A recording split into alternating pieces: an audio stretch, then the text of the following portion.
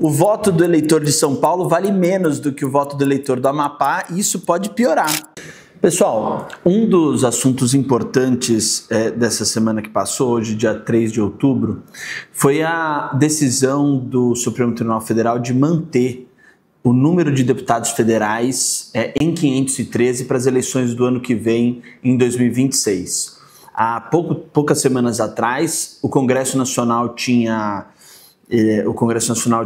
aprovado uma lei que alterava de 513, que é o número atual, para 531 deputados.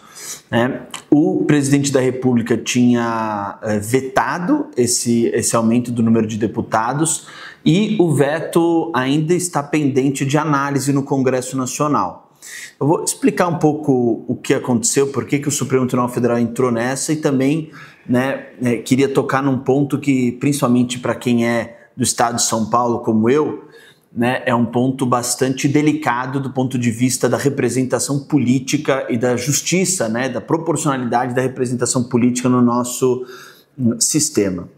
O que acontece é o seguinte, a Constituição diz no seu artigo 45, peguei aqui para a gente ler, no parágrafo 1º, que o número de deputados vai ser estabelecido por uma lei complementar, proporcional à população, procedendo-se aos ajustes necessários no ano anterior às eleições para que nenhuma daquelas unidades da federação tenha menos de 8 ou mais de 70 deputados. Então, veja, a Constituição de 88 ela não diz expressamente qual que é o número de deputados que precisa haver, mas faz uma grande ressalva, que nenhum estado da federação pode ter menos de 8, esse é o piso, nem mais de 70, esse é o teto. E que antes de cada eleição, analisando o censo do IBGE, o Congresso Nacional tem a obrigação de fazer as adaptações de proporcionalidade. Se tem um estado que cresceu, outro que diminuiu em termos de população, isso precisa se refletir na composição da Câmara dos Deputados. A Constituição não diz que precisa aumentar o número de deputados. Essa foi uma decisão que foi tomada pelo Congresso Nacional, que agora não vai valer, mas enfim, foi esse caminho. O que a Constituição diz é que dentro do número estabelecido pela lei complementar, precisa haver uma proporcionalidade e os ajustes necessários têm que ser feitos com base no censo do IBGE anterior às eleições.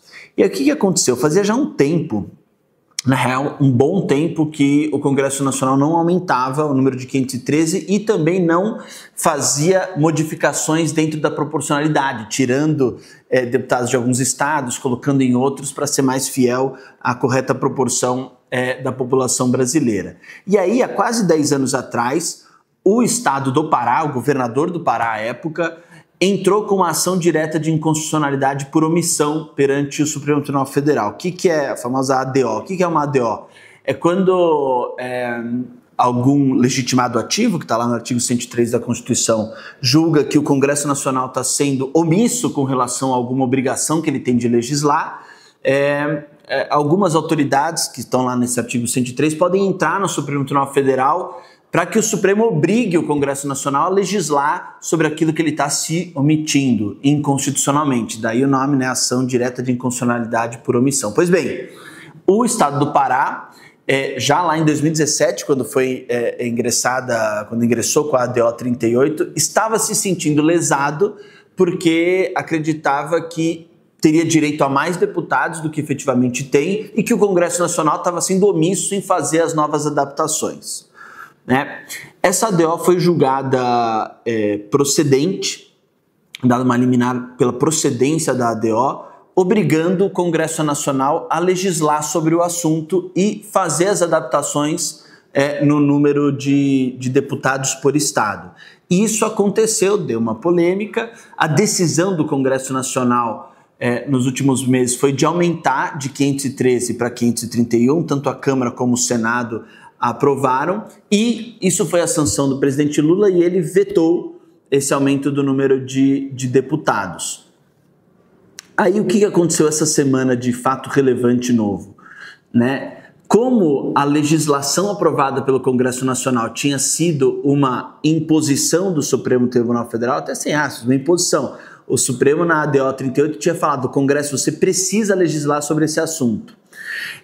A mesa do Congresso Nacional, os presidentes Hugo Mota e o presidente Davi Alcolumbre, eles peticionaram no Supremo falando o seguinte: olha, o nosso papel a gente fez, a gente aprovou uma legislação adaptando a proporcionalidade dos deputados, mas o presidente da República vetou e a gente ainda não analisou os vetos. Então, o Supremo Tribunal Federal tome a decisão de que esse aumento do número de deputados, independente da gente analisar o veto ou não, provavelmente vai cair, infelizmente, independentemente da conclusão do processo legislativo com a análise do veto, deu uma decisão de que esse aumento e esse novo número de distribuição de deputados não valha para 2026, mas só para 2030, já que estamos muito em cima de 2026, pelo princípio da anualidade eleitoral, né?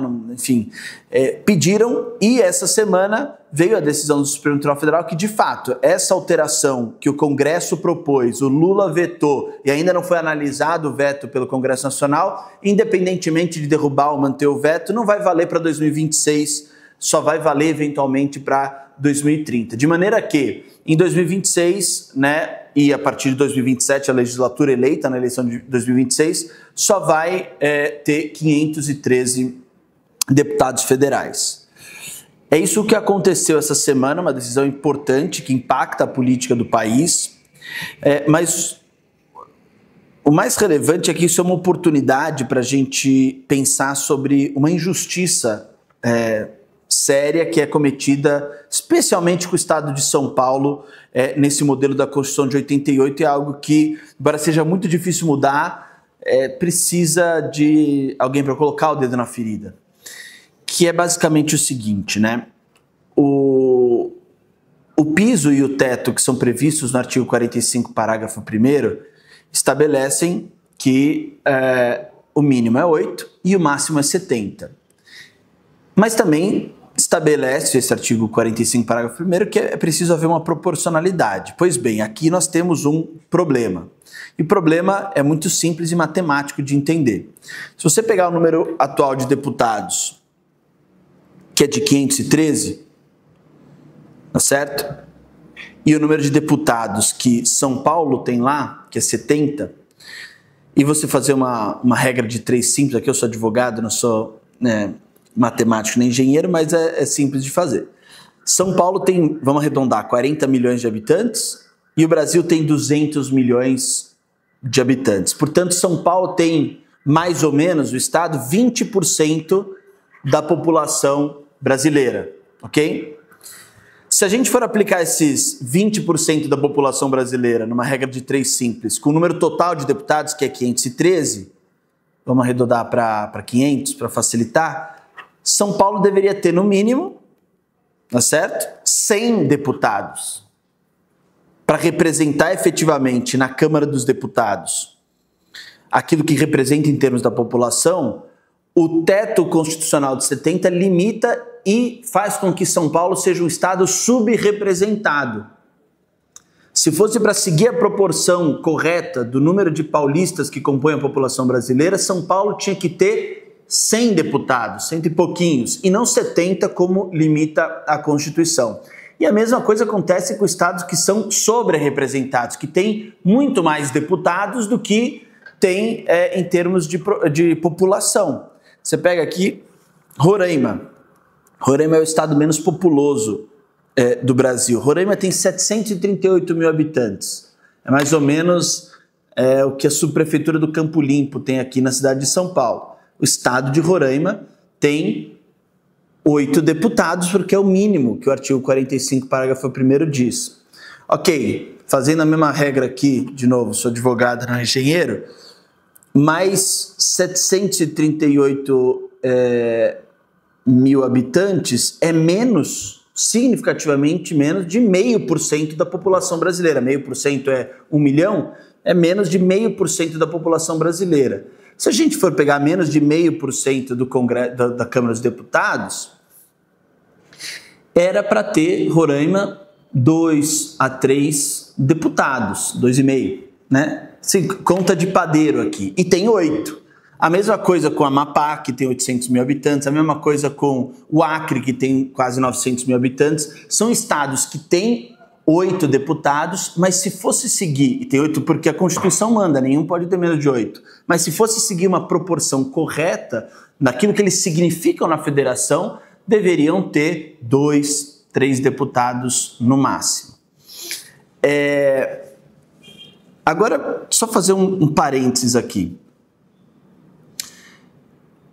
As pessoas podem perguntar o seguinte, olha, mas se a gente for seguir a proporção estrita, você corre o seguinte risco em termos de manutenção da unidade da federação. Se você tiver muitos deputados dos estados mais populosos, você corre o risco de, vamos dar o exemplo, São Paulo, Minas Gerais, Rio de Janeiro, os estados mais populosos, se unirem e imporem a sua vontade lá no legislativo em cima dos estados menores.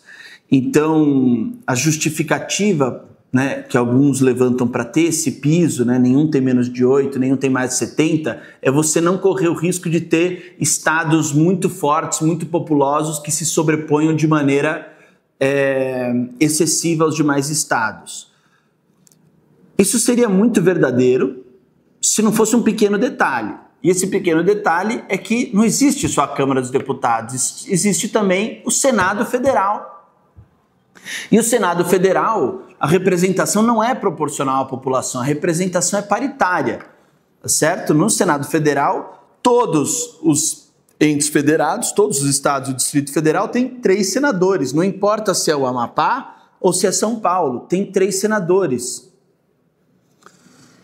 Então, a casa de representação igualitária dos estados é o Senado Federal. E a casa de representação proporcional à população é a Câmara dos Deputados. E nessa casa de representação proporcional, a proporção não está valendo para valer por conta do piso e do teto previstos no artigo 45, parágrafo 1º.